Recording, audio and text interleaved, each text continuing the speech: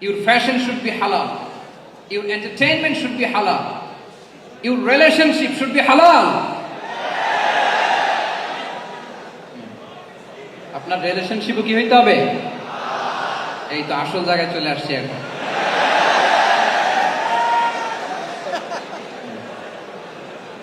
হালাল রিলেশনশিপ কোনটা?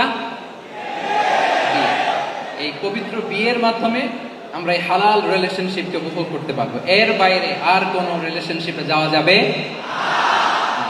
Pre marriage relationship এটা কি হালাল না হারাম?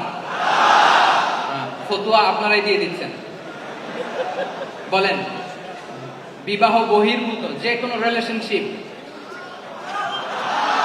হালাল নাকি হারাম? এক্সট্রা ম্যারিটাল যে কোনো রিলেশনশিপ বলেন হালাল নাকি হারাম? সাবধান হইতে হবে। তাহলে হালালের সাথে আমাদের সম্পর্কটাকে জোরদার করতে হবে। আচ্ছা, আপনারা আমার সাথে আছেন তো? মুসলিম আইডেন্টিটি রক্ষায় প্রথমে কি বলেছিলাম? সালাত। 2 নম্বরে অ্যাটাচমেন্ট উইথ কোরআন। 3 নম্বরে কি? হালাল মেনটেন